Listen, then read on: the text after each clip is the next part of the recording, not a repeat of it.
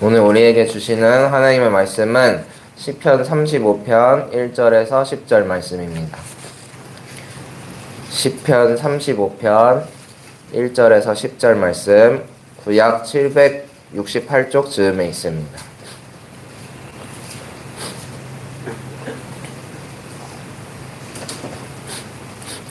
네, 시편 35편 1절에서 10절의 말씀을 한 절씩 교독하시고 마지막 절은 함께 읽겠습니다.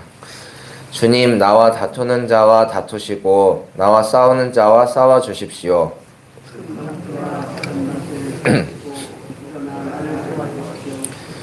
창과 단창을 뽑으셔서 나를 추격하는 자들을 막아주시고 나에게는 내가 너를 구원하겠다 하고 말씀하여 주십시오.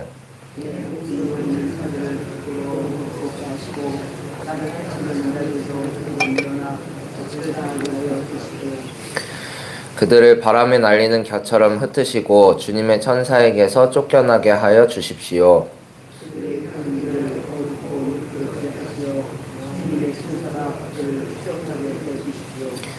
몰래 그물을 치고 구덩이를 파며 이유 없이 내 생명을 빼앗으려는 저 사람들.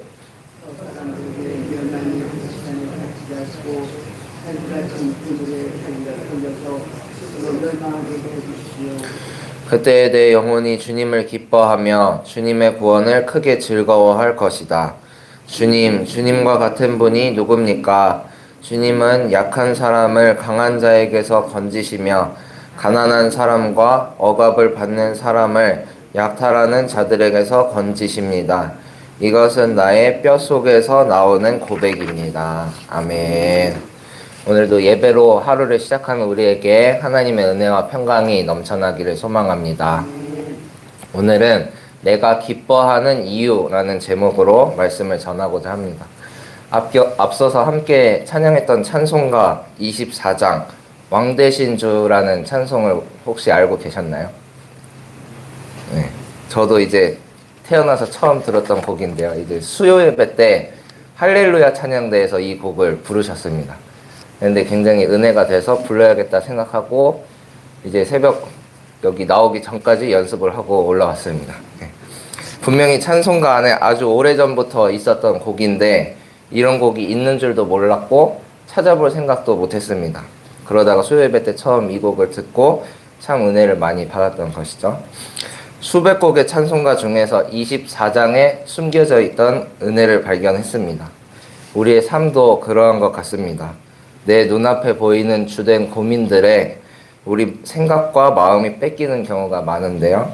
오늘은 우리 함께 불렀던 24장의 찬송가처럼 곁가지의 은혜, 하나님께서 우리 곁에 두셨지만 발견하지 못했던 은혜를 발견하는 귀한 시간이 되기를 소망합니다. 오늘 우리에게 주시는 하나님의 말씀은 시편 35편의 말씀입니다. 35편의 앞부분을 보시면 다윗의 시라고 기록이 되어 있고 표제로는 원수에게서 보호해 주실 것을 구하는 기도라고 적혀 있습니다. 시편 35편은 이렇게 다윗이 하나님께 기도하는 내용인데 다윗이 어떤 원수로부터 자기를 보호해 주실 것을 주님께 탄원하고 있는 대목인 것입니다. 다윗의 원수 하면 떠오르는 사람이 있습니다. 바로 사울 왕입니다. 사울 왕은 처음에는 다윗에게 관대했습니다. 다윗이 골리앗과 싸워보겠다고 나설 때 자기의 갑옷을 내어주기도 했고요. 그리고 다윗의 악기 연주를 통해 마음의 안정을 찾기도 했습니다. 하지만 온 이스라엘이 사울보다 다윗을 더 존경하자 사울은 질투심을 느끼고 다윗을 죽이기로 결심합니다. 먼저 다윗에게 창을 던진 적도 있었고요. 그리고 아들 요나단과 신하들을 시켜서 살해하려고 하기도 했습니다. 그뿐 아니라 병사들을 시켜서 다윗의 거처를 급습하게 했던 사건도 있었습니다. 하지만 다들 잘 아시다시피 다윗은 사울 왕을 공격하지 않았습니다. 사울 왕을 죽일 기회도 몇 차례 있었지만 죽이지 않았습니다. 인간적인 마음으로는 원수된 사울을 제거하고 편안하게 왕위에 오르고 싶었을지도 모르겠습니다. 하지만 사울이 하나님께서 기름 부어 세우신 왕이었기 때문에 다윗은 하나님의 권위에 도전하지 않았습니다.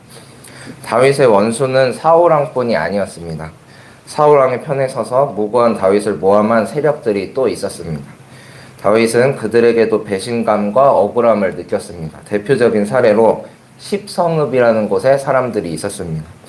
다윗이 사울왕을 피해 십이라는 성읍에 머물러 있을 때 십성읍의 사람들은 그 지역에서 상당한 거리에 있는 기브아까지 가서 다윗이 우리 성읍에 어떤 요새에 숨어 있다고 사울에게 밀고 합니다.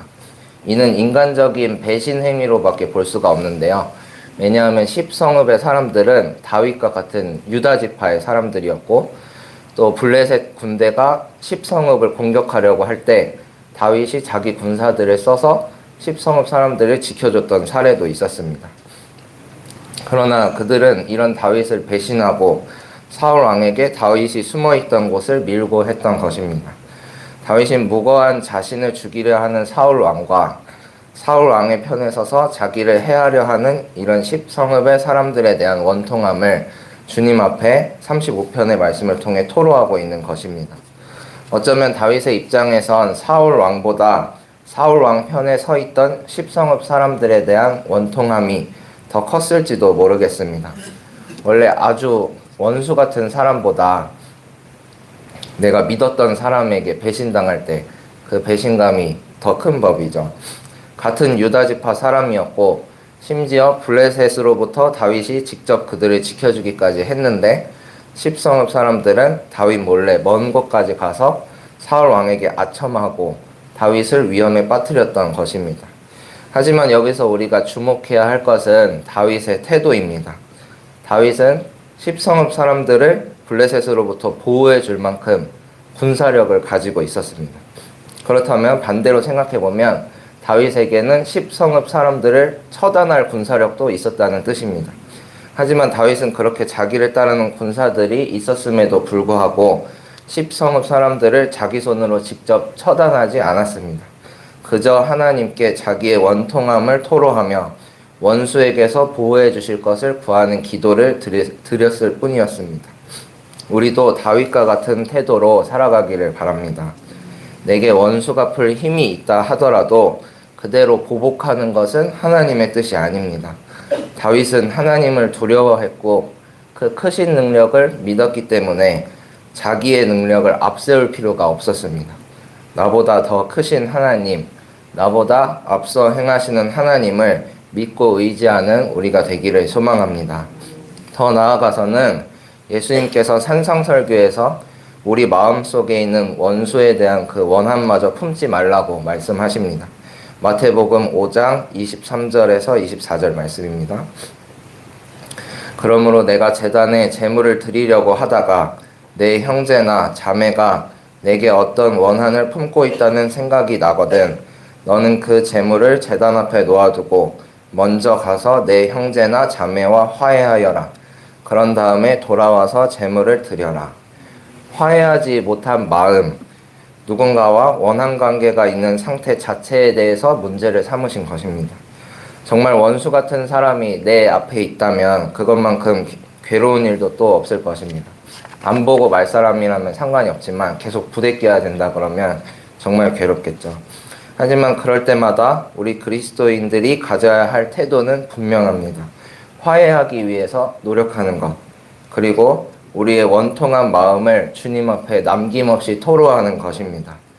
나의 노력만으로 원수를 사랑하는 그 큰 일을 결코 행할 수는 없습니다. 원수 같은 십성읍 사람들을 죽일 수 있었던 다윗이 죽이지 않고 참은 것만 해도 참 대단한 일이 아닐 수 없습니다. 다윗이 사울 왕을 여러 번 죽일 기회가 있었는데도 참았던 경우도 마찬가지입니다. 주민들과 군사들을 동원해서 자기를 죽이려 들었던 사울 왕을 다윗이 죽이더라도 정당방위쯤으로 이해받을 수 있었을 것입니다. 하지만 다윗은 첫 번째로 하나님을 두려워했고, 그리고 두 번째로 하나님 앞에 남김없이 자기의 원통함을 토로했습니다. 우리의 힘은 바로 여기에 있습니다. 우리의 기도를 들어주실 분이 계시다는 것입니다. 우리 주님께서는 듣고만 마치실 분이 아니라 우리가 생각하지 못한 방법으로 우리를 가장 선한 길로 인도하시는 분이십니다. 내 힘으로 하는 보복은 우리를 또 다른 파멸의 길로 인도할 뿐입니다. 하지만 주님 앞에 토로한 우리의 괴로움은 주님께서 주님의 방법으로 해결해 주십니다. 다윗의 놀라운 신앙은 9절과 10절을 통해 더욱 빛이 납니다. 1절부터 8절까지는 나의 원수로부터 나를 보호해 주시고 나의 대적을 물리쳐 달라는 내용의 기도가 이어지다가 9절에서는 갑자기 하나님을 찬양합니다. 그때 내 영혼이 주님을 기뻐하며 주님의 구원을 크게 즐거워할 것이다. 과연 다윗이 이렇게 하나님께 기도를 하던 중에 갑자기 원수가 죽기라도 한 것일까요?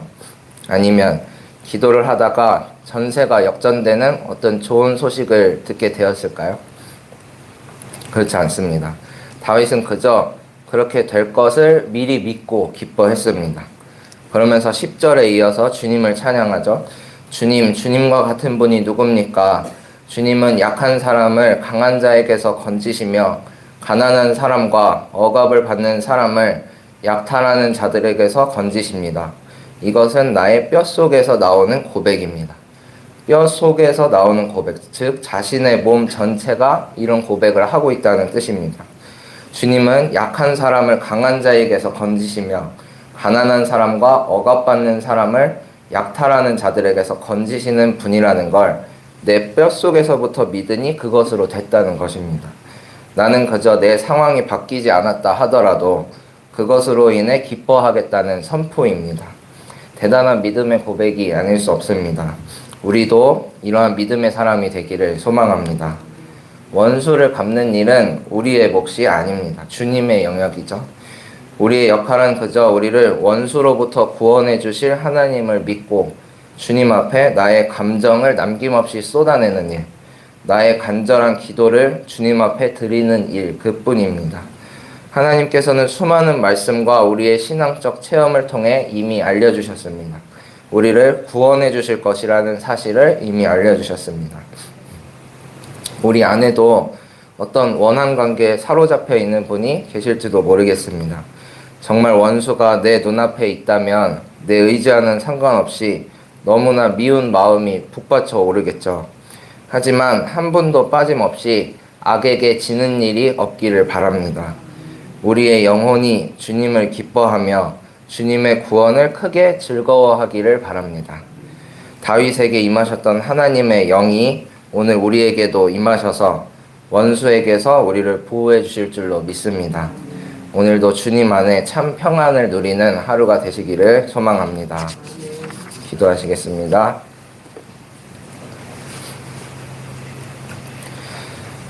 주님 감사합니다. 다윗의 기도를 통해 우리가 무엇으로 인해 기뻐해야 하는지 돌아보았습니다. 다른 기쁨의 이유를 찾기보다 구원의 즐거움으로 인해 기뻐하는 저희가 되게 하여 주시옵소서. 다윗과 같이 원수에 대한 원통한 마음을 남김없이 주님 앞에 토로하게 하여 주시고 주님의 손을 의지하는 믿음으로 살아가게 하여 주시옵소서. 어제는 속회의 날을 통해 속회의 의미를 되새기고 서로의 형편과 사정을 돌아보는 귀한 시간을 가졌습니다. 이 모임이 하루의 이벤트로 끝나지 않게 하여 주시고 복음의 불씨를 지피는 도화선이 되게 하여 주시옵소서. 저희 정릉교회가 70주년을 맞이하며 다시 한번 복음으로 뜨거워지게 하여 주시고 믿음의 열정을 가진 성도들이 일어나게 하여 주시옵소서. 교회가 쇠퇴하고 다음 세대가 줄어들고 있다고 합니다. 그럼에도 불구하고 주님께서 저희를 이곳에 부르셨으니 맡은 바 사명을 다하여 거룩한 성에 이르기까지 성도의 도리를 다하게 하여 주시옵소서. 주님, 세상은 날로 악하여지고 우리의 눈은 멀어가고 있습니다. 주님 한 분만으로 만족하며 즐거워했던 시절은 옛 이야기가 되어버린 채 새 속에 물든 저희 자신을 발견할 때도 있습니다. 주여 저희를 불쌍히 여겨 주시옵소서. 주님 앞에 날로 새로워지게 하여 주시고 경건을 사모하는 신앙을 허락하여 주시옵소서. 성과 속을 나누기 전에 나 자신을 돌아보게 하여 주시고 주님께로부터 흘러나온 은혜가 이웃과 세상으로 전해질 수 있도록 저희를 통로 삼아 주시옵소서. 이제 한 주간을 시작하는 월요일입니다. 주님께서 주시는 힘으로 한 주간을 또 힘차게 살아갈 수 있게 하여 주시고 매일매일 치르는 영적 전쟁에서 날마다 승리하게 하여 주시옵소서. 이 시간 귀한 예물 주님 앞에 드린 손길이 있습니다. 주님께서 받아주시고 함께하여 주시옵소서. 살아계신 예수님의 이름으로 기도합니다. 아멘. 하늘에 계신 우리 아버지여,